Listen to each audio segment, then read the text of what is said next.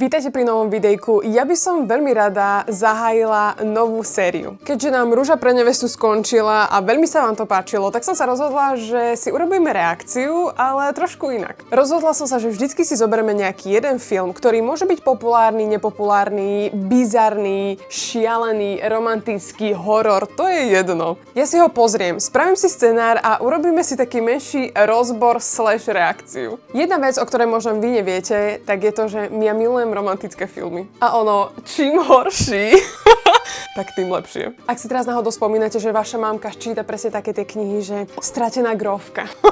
To je presne žáner pre mňa. A keďže som našla film na Netflixe, ktorý sa volá Office Romance, na ČSFD nazývaný ako pracovní romance, potom som ho ešte aj našla, že je v top 10, čo Slováci pozerajú na Netflixe, ja som viacej nepotrebovala. A inak len tak pre zaujímavosť, na ČSFD vtedy, keď som to pozerala, tak mal 49% tento film. Čo je viacej terrible than great.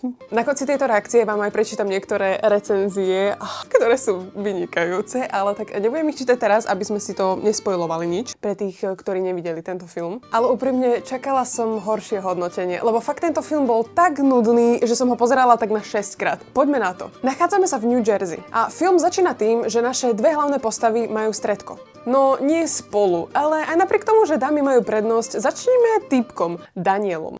A samozrejme, ako na každom rande s chlapom, tak najprv sa zaujíma žena. Najprv sa žena pýta otázku a chlap odpovedá, ako keby sme sa nachádzali na nejakom pohovore. So, okay, why did you leave London for New Jersey? It was a job opportunity.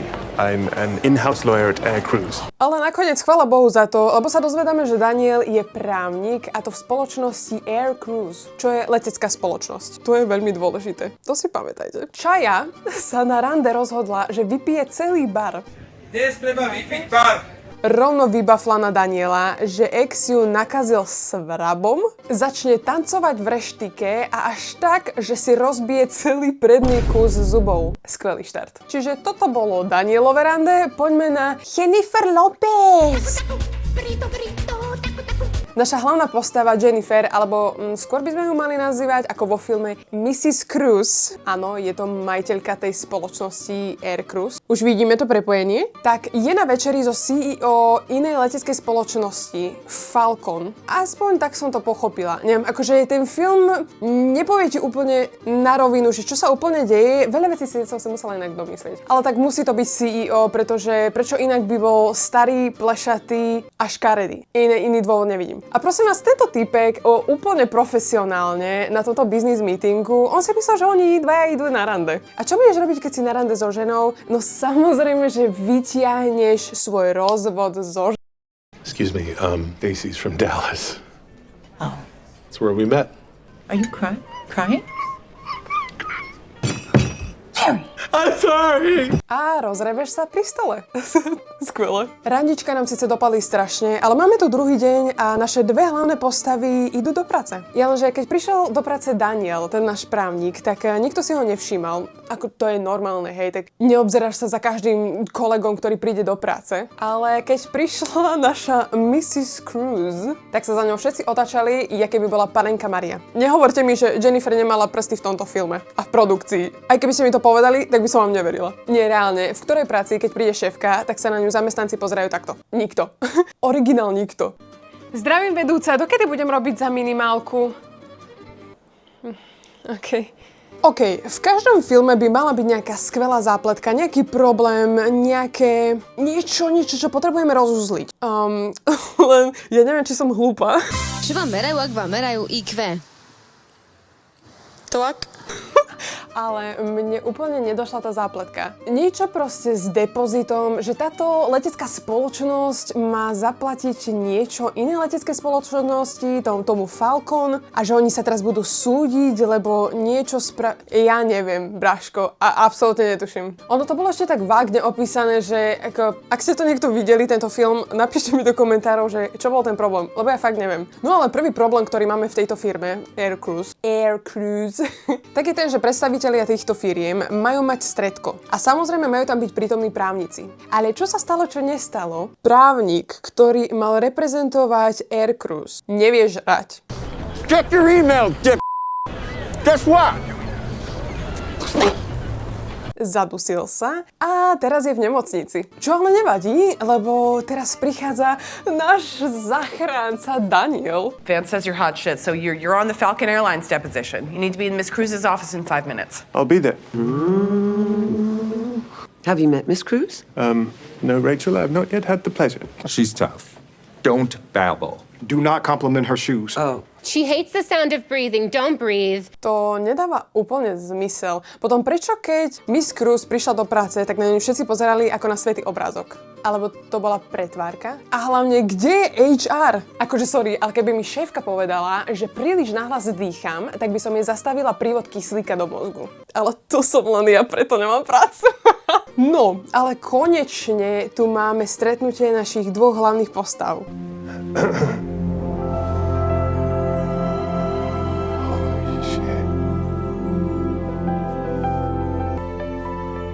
Impressive.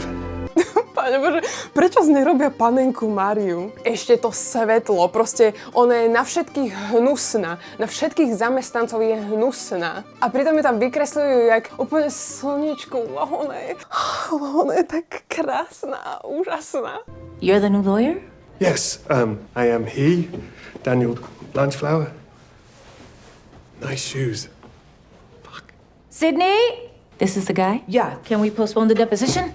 No, it'll look like we're hiding something. Je očividné, že Mrs. Cruz nie je nadšená z našeho nového právnika. A ako by aj mohla, pre Boha, však jej povedal, že je krásna a pochválil jej topánky. To je strašné. Mohli radšej urobiť toto.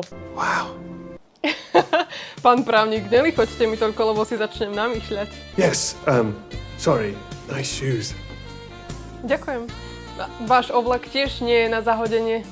Miss Cruz, I can assure you I am quite capable and happy to help with whatever. Možno by som potrebovala s niečím pomôcť, ale to by ste museli prísť bližšie. Nakoniec ale nemá na výber, takže na ten meeting s Danielom ide a tam ju úplne, že zachráni, je excelentný, postaví sa za ňu, keď to ona vôbec nečaká. Aj keď neviem, prečo je taký, keď sa fakt k nemu správa jak hlúpa.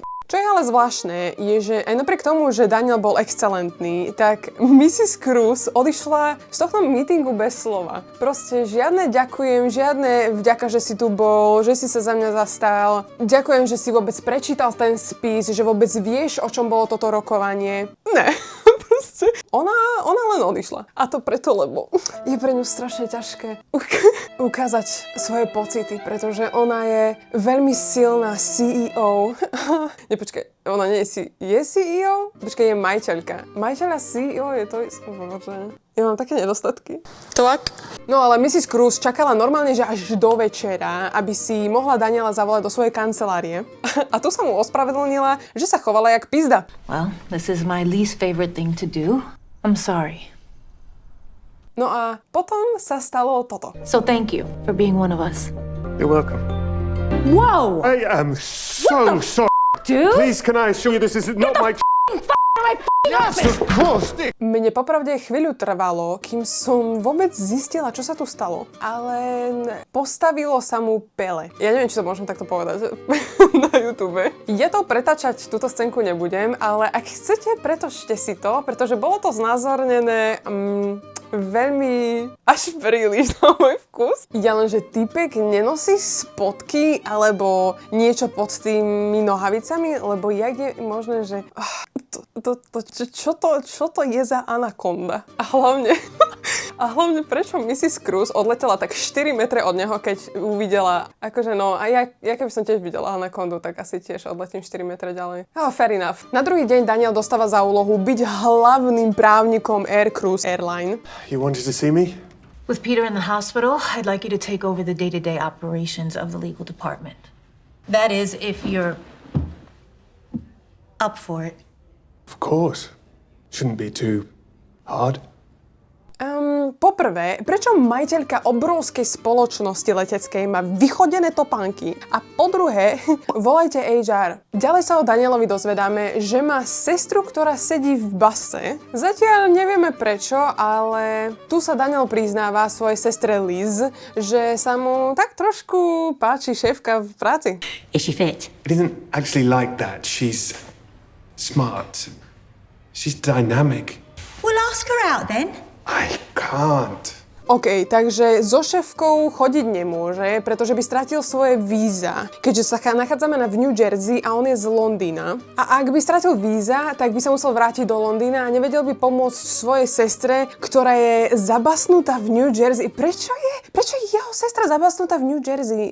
To sme sa nikdy nerozvedeli. Ďalší problém je, že vôbec ani s tou šéfkou oni dvaja nemôžu mať vzťah, pretože je to proti pravidlám firmy. Takže tu máme ďalšiu zápletku, ako vrství sa nám to. Jedna vec je, že Daniel s tou šéfkou nemôže byť vo vzťahu, ale prosím ťa, normálne mi povedzte, prečo oni dvaja flirtovali spolu v práci, ešte aj na meetingu, kde boli prítomní ľudia. Prečo sa tvárime, že si to nikto nevšíma, že všetci sú hluchí. A už som čakala, že proste niekto si to všimne a Daniel z Mrs. Cruz sa ocitnú v HR, ale nie. Na koberček HR sa Daniel nakoniec dostane kvôli tomuto.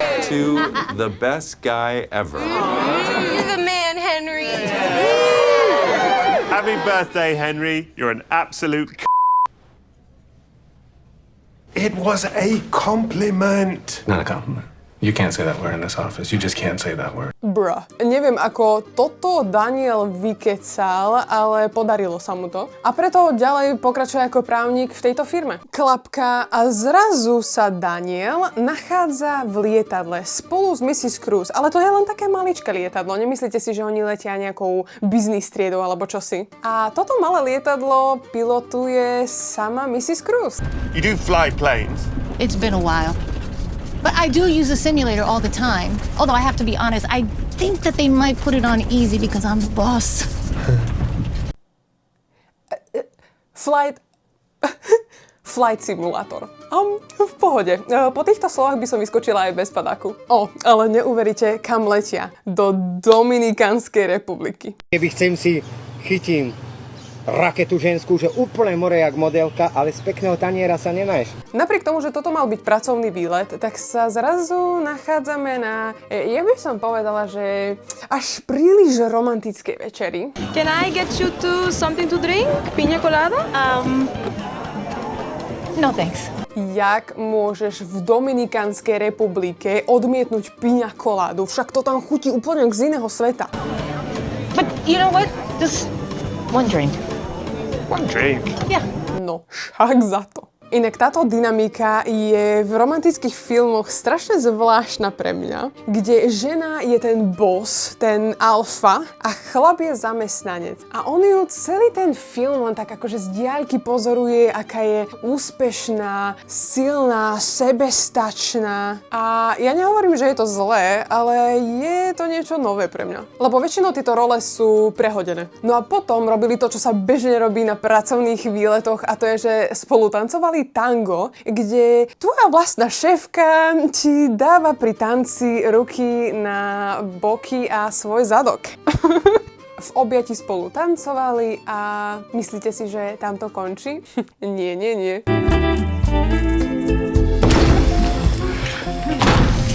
Hneď keď sa vrátili z tej Dominikánskej republiky, tak Mrs. Cruz ho pozýva k sebe domov na večeru. A tak si vychutnávajú sushi na terase. Plus, I like it here. New Jersey. It's the most beautiful place on earth. New Jersey. Najkrajšie mesto je New Jersey. No tak podľa mňa je to svidník, ale OK, každý máme svoj názor. Čo je ale šokantnejšie než toto, je to, že Daniel zrazu v jej dome našiel izbu venovanú britským veciam. Ak nechápete, tak ja vám to ukážem. Holy Don't just forget about that. It's no, nothing. Excuse no, me, I would love to it's see okay. it. What the actual It's a joke. It's all a joke. I like British stuff. Prosím pekne, naša Mrs. Cruz má uchýlku pre britské veci. To je reálne divnejšie, jak keby mala doma Red Room s bičíkmi a podveskami. Nie ako fakt. Britské veci. Akože hocičo iné, ja neviem, vláčiky, Lego, pre Boha, ja neviem, Funko figurky, hocičo. Ale britské veci?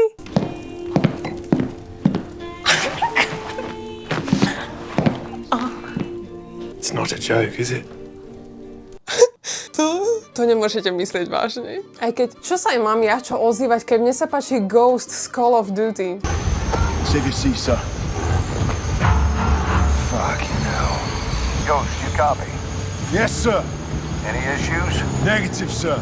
I guess we are all the same. Ja si len neviem predstaviť, ako to spolu robia, keď on má na hlave tie veci. Poďme ďalej. Mrs. Cruz si všimla na Danielovi, že sa veľmi vyhýba jednej otázke a to je, že čo máš dnes v pláne? A tak prirodzene, ako každá normálna žena, ho začne prenasledovať celý deň. Jediný problém, ktorý na tomto ja vidím, je, že ona jak úplne začiatočnícku chybu robí, že ho prenasleduje na vyblískanej novej Audine, akože ti drbe, ne? Ty si myslíš, že budeš prenasledovať chlapa, akože žena si možno ešte nevšimne vyblískanú Audinu, ale chlapa ideš prenasledovať v Audine. To si nemohla zobrať ako, ja neviem, Toyotu, alebo Kiu, alebo ja neznám. Ale hlavne, že máš na hlave kapucňu.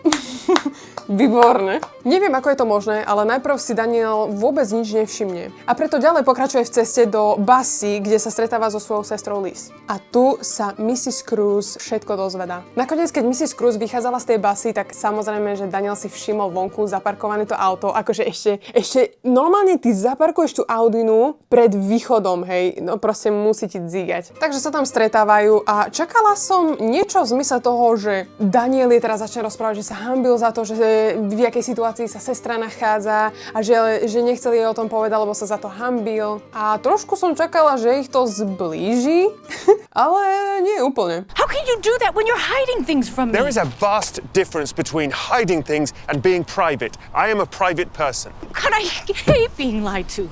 Mrs. Cruz sa to veľmi dotklo, až natoľko, že sa rozišli. Ja.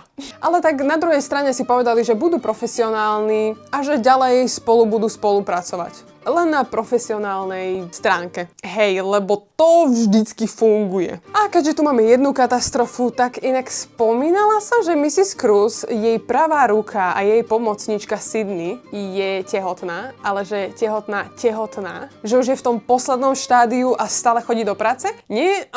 OK, tak vám to hovorím teraz. Lebo je praskla voda rovno v Danielovej kancelárii. Prečo to ale spomínam je, že ja som v živote nikdy nezažila, aby pôrod bol grafickejšie ukázaný, jak v tejto romantickej komédii. Normálne, že ako fakt, že na veľmi krátky okamih tam bolo vidno akože znázornené až príliš veľa. Mne bolo nekomfortne. Ja viem, že pôrod je normálny, že je to super, ale ako ty nečakáš, že v romantickom filme uvidíš, že proste Shia má rozsiahnuté nohy. Ja toto nemôžem ukazovať, lebo sme na YouTube. Choďte si to pozrieť na Netflixe, alebo čo. Ale tam bolo ako znázornené všetko. Normálne, že jak hlava ide von. Ja som si myslela, že v amerických filmoch toto nie je dovolené, ale asi som sa mýlila. Pôrod trval minútu, lebo tak pôrod trvá minútu. Vôbec.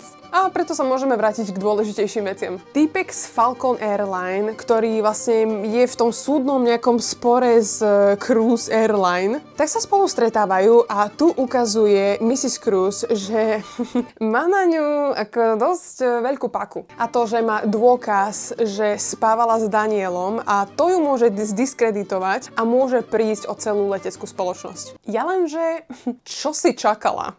Vy dvaja si vykusujete mandle na verejnosti a potom je prekvapená, že ich niekto odfotí alebo natočí? Takto naivná som nebola ani na základnej škole, keď mi táto povedal, že vytrhnutie zoba neboli. Bolelo. Tu by mal tento príbeh skončiť, ale nekončí. Naše hrdličky sa rozchádzajú, Mrs. Cruz chce rezignovať a Daniel sa presťahoval do Manhattanu, kde teraz pracuje. Ale stačil jediný pohľad na vrtuľník. Sorry, sir. I think you need to get someone else. I quit. Proste Daniel po všetkom, po presťahovaní, po nájdení novej práce si povedal YOLO a vracia sa do New Jersey za svojou láskou. Mrs. Cruz teda zvolala tlačovku, kde chcela povedať, že rezignuje, že vzdáva sa tejto leteckej spoločnosti a v tom sa na scénu dostáva Daniel. So here's the truth. I love you. I do. I love this woman.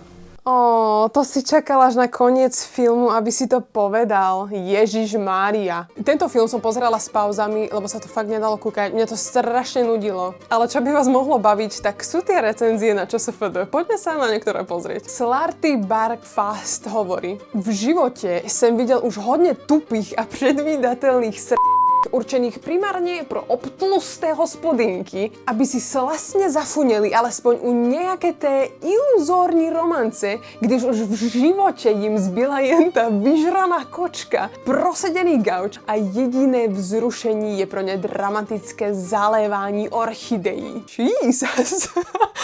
Akože ani mne sa nepáčil tento film, ale až takto agresívne to nevnímam. Ovecká Oa píše: Jako vím, že romantické filmy jsou debilní, ale tohle je už za únosnou normou debility.